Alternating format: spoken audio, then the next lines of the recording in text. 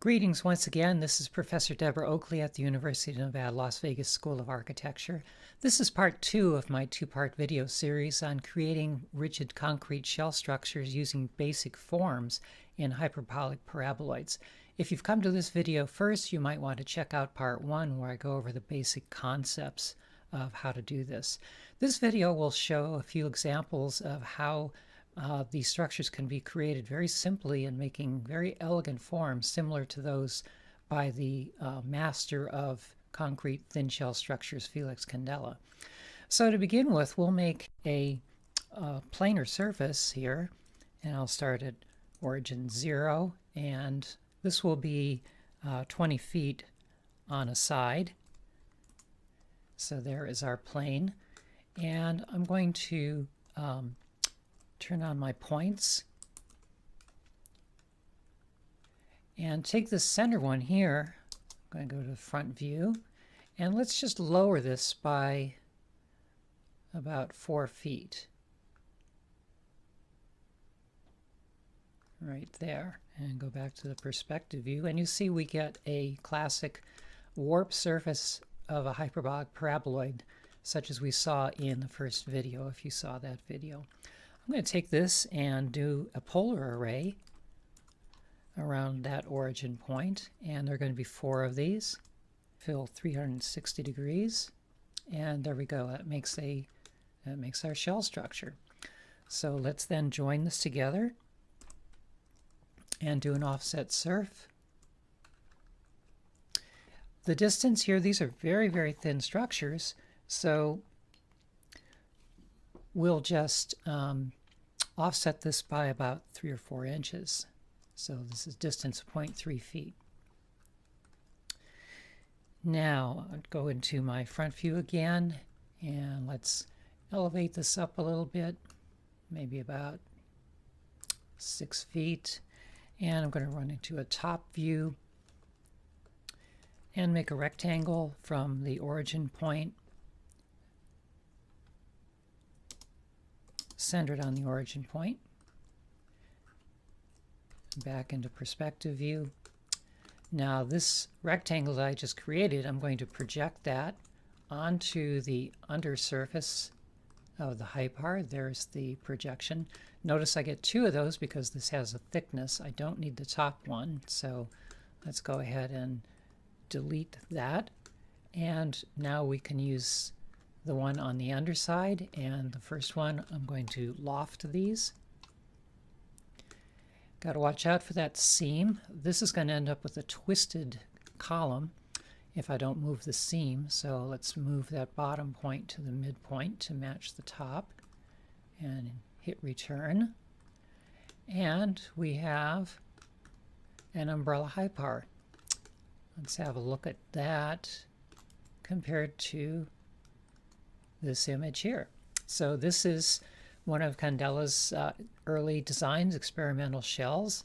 I think he proves his point with all these construction workers up top here. There's about 25 or 26 workers on here. There's upwards of 4,000 pounds of live load on this structure. And that's how we can create that. So incredibly efficient structure. Next, I want to show you a reference that is an excellent reference for architectural structures called Structure. I believe this is German, but they have anything and everything related to structure here. For example, hovering over the structures label, we have bridges and viaducts, towers, buildings, dams, tunnels, just about everything you want. We also have persons, so I can do a search here for Felix Candela.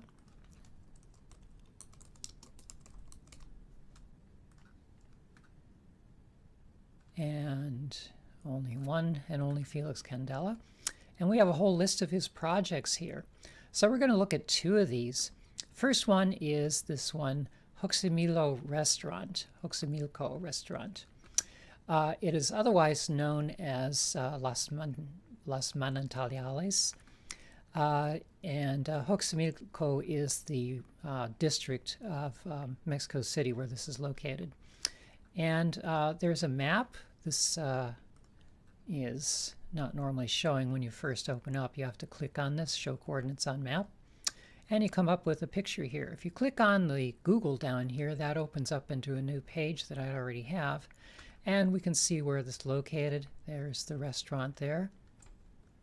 And so we can go, what's really nice here, we can go into a 3D view and get an idea of what this looks like.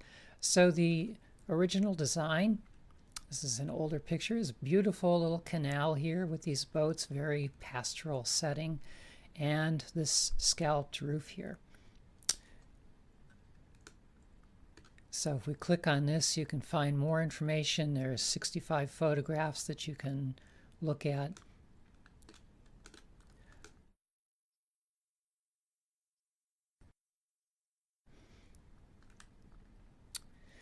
What we're really interested in here is how do we form this? Well, if we go back to the works of Candela, he has told us this is basically it. Now this looks very complicated at first, but what we're really seeing is a simple warp surface, exactly the same as the one that I just created. And this defines two segments of a hypar that are rotated around.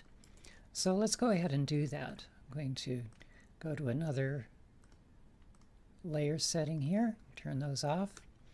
And so we'll create a rectangle, again centered on the origin point. And this is not going to be to a particular scale, but just, oops, that's a rectangle. I need to turn that into a planar surface. Purple, huh? Let's maybe lighten that up a little bit here. Okay, now I don't need that edge that I created. That's the rectangle that I want to start with. Now I'm going to rotate this on 45 degrees and turn on my points and take these two here and go back to that picture. You can see there's a very high and low sweep to this, so I want to try and match that. I'll go into the front view and I'm just going to drag those points way up.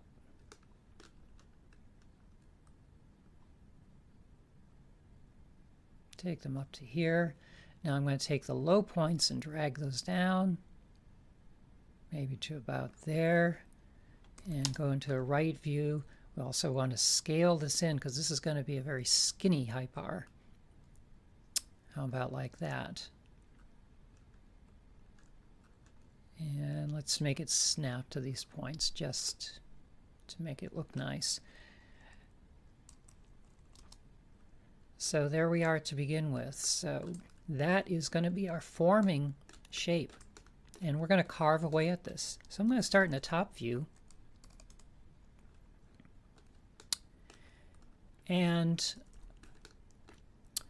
I'm going to slice this in two directions. So I'm going to make a line. And I'm going to start on, I'm going to do both sides line, starting from origin 0. And we'll pull that out to here. Now this line is going to be a trim line, but I need two of them. Now there's going to be 8 segments here, and 180 or 360 degrees divided by 8 is 45 degrees. And I'm going to split this in half, so half of 45 degrees is 22.5 degrees. So I'm going to rotate this line by 22.5 degrees. And then I'm going to mirror it on the x-axis, so I have 2 of them. So these are my cutting lines. I'm going to take those 2 and trim away both of those sections there. Now if I go into my front view, I see the beginnings of my structure. So let's now move this so that the point is on the ground. And before I do anything more, I actually want to, and this is my trim lines here, I don't need any more. I'm going to make another copy of this and put it onto this layer called generatrices. So copy that and paste it. Make sure that's on the generatrices layer. And what I'm going to do is actually restore what I just had with the untrim command by grabbing an edge.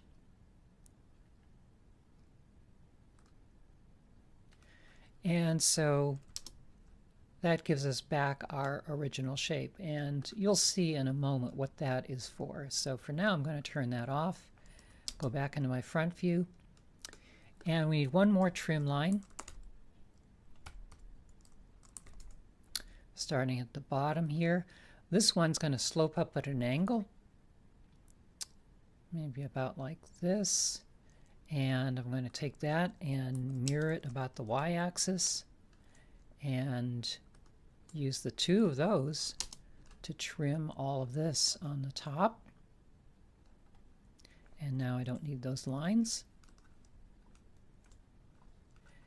And go back to my perspective view, and you see we have the beginnings of a shell. So now I can take this and do a polar array. Again, about the origin. Very handy to work on the origin. And there will be 4 copies of this. I have to do a step angle to do this. The step angle is going to be 45 degrees because each one of these is 45 degrees around. And voila, we have a shell. So now we can join this and do an offset surf.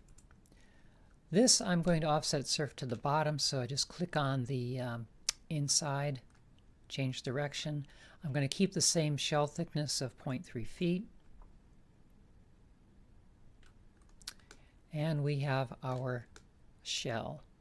Now I'm going to turn back on this layer we called generatrices. That's the original form here. So let's take this original shell here, and I'm going to rebuild it. And that looks pretty good for our rebuild. And from this, I'm going to extract isocurves. Curve from object, extract isocurve. I want to do both directions, so if that says U or V, make sure you pick both. And I want to extract all of them.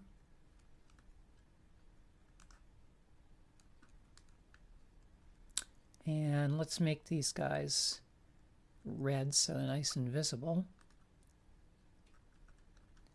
And now I do not need the shell surface. Well, for some reason that didn't select there, so I put it on the wrong layer. So I'm going to use my object filters here and select only curves, so I can window around this whole thing and put that onto the generatrices layer so it's nice and red. And there we have it.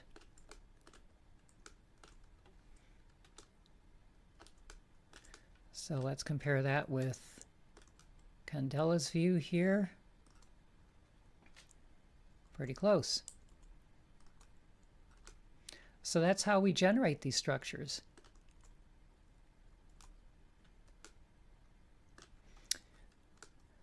Okay, now let's do one other. So the second structure I want to look at is the Church of Our Lady of the Miraculous Medal. And again, you can click on this to get the location in Mexico City. All this stuff with the maps, this is such a boon to designers. There's so much information that's available these days. Students, you guys have no idea how wonderful you have it compared to even 10 years ago. So I have this already opened up here. And so here is our project. Now this looks like it's really complicated here, but this is surprisingly simple. Let's look at some photos. So over here we can go down to a street view. There it is from the street. This is one of his most iconic projects.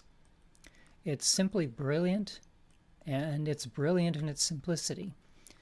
So it looks like it's an extremely complicated form, but in reality, it's much more simple than that. So let's look at a few interior photographs. incredible forms.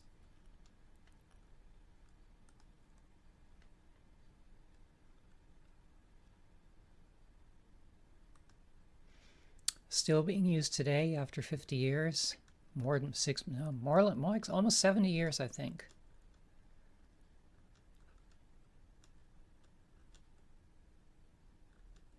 So how do we do this? Go back to Rhino. And again, it's going to start with the same umbrella form. Now, I'm not going to do this to any particular scale here. This will be roughly proportional, though. And how you create this, Candela also gives us the idea. Oh, yes, I meant to mention this. Let's go back to this. So we see these straight lines here. And that means that these curved forms can all be created from straight boards. That's the great benefit of it. And that's why Candela used this kind of construction. He basically, not only was it beautiful, but he could build structures more economically than other people using this construction technique. It's very labor intensive, but the structural form is so efficient it uses the least material possible to cover the space. So how do we create the miraculous metal church? Well, it starts with this. So we have a umbrella form tipped over so that one edge is on the ground, and then one end lifted up and then mirrored. So we actually have 4 hypars in this umbrella, and that's how we'll start this construction. So back to Rhino here. The proportion of the overall structure is about 2.5 to 1. So let's go ahead and make a plane. And again, we're going to start at 0.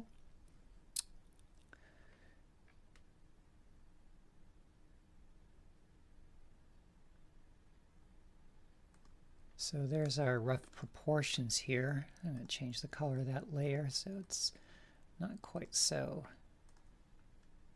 strong. And let's take this. Got to uncheck my filters. Let's take this and I'm going to scale that by 2. Now I'm going to divide this up by using a split face and draw a couple lines to do that split face.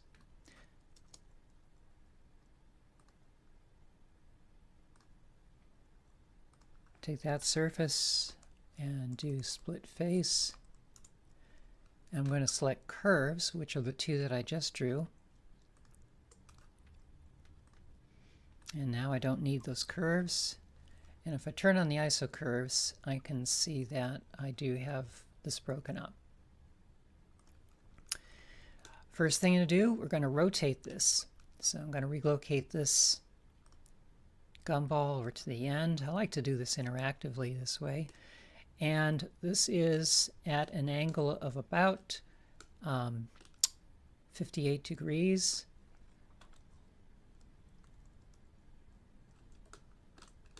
And now from here, I can turn on my points, grab this one right here,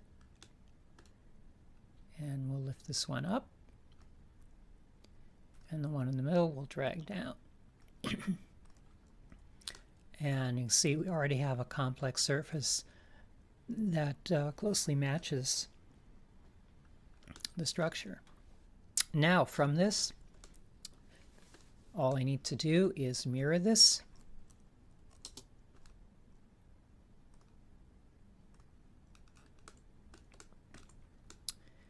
And I'm going to make 4 of these.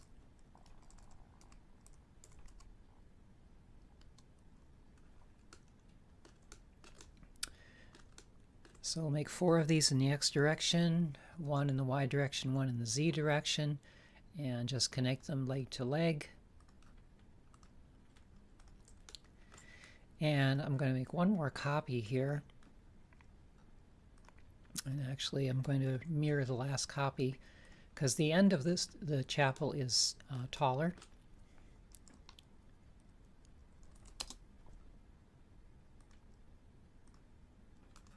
Now this last copy, turn the points on again.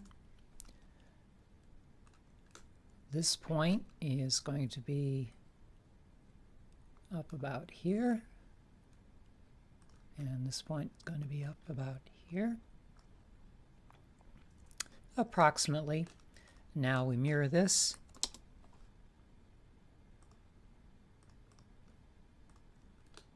Oops. It looks like I deleted that one by mistake.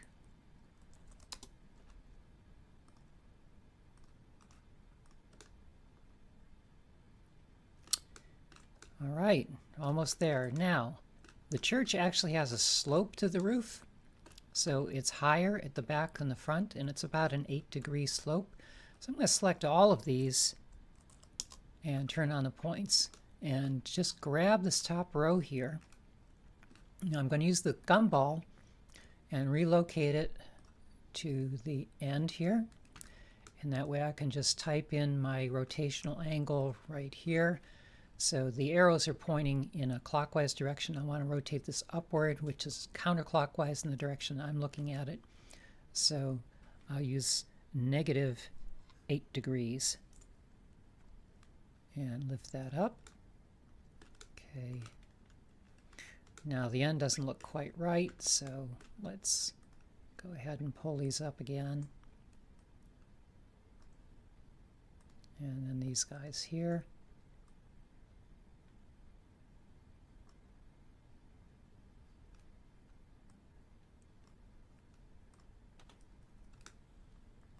Okay, now join it all together, and once more do offset surf. We'll go again to the inside, 3/10 of a foot once more.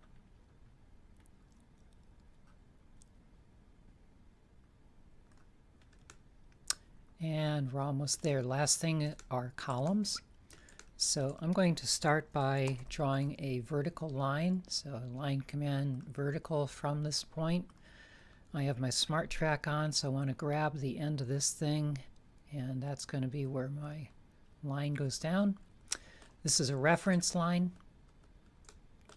I'm going to draw a rectangle centered on that.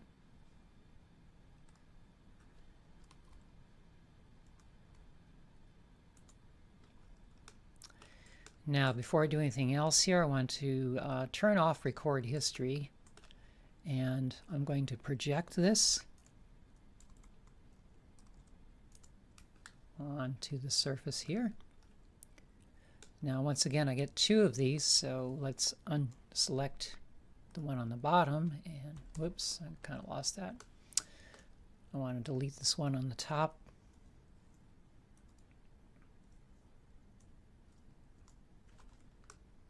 Keep the one on the bottom. And now I'm going to move this over a little bit. This column has a little bit of a fancy twist to it. Maybe about like that. Turn on my points. The front is actually much narrower than the back of the column.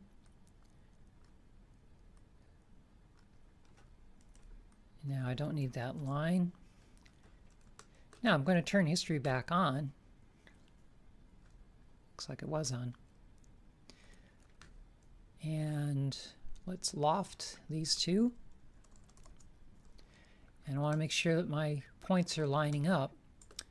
So this is going to be warped if I do this. Let's move this to this middle here. And also, oops. And also to the middle up here. And there's my column. Now, with the history turned on, I can go back to this original curve here, since this shape was generated by the one on the bottom. Manipulations here will change what's on the top. And I play around with that till I'm satisfied with it. It's not an exact match, but you know, this is demonstration purposes. Now I don't need those curves anymore, so I'll go ahead and delete those. And once again, I can array this. So first let's mirror this. And it's going to be mirrored right along this seam line here. And now select both of those. And this is arrayed along the x-axis.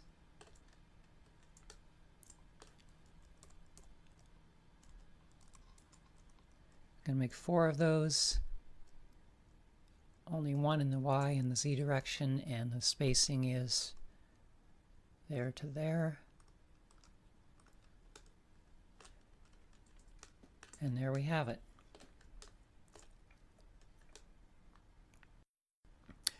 So this is all an example of how you can create these marvelously rich and complex surfaces of minimal structural surface, yet maximum structural capacity. These are remarkable shells. Candela shells at points are only 1.5 inches thick. This is not completely exactly correct. There is some thickening on the edge at the top here. The columns aren't quite right, but you get the idea of how we can do this, which is quite a cool thing.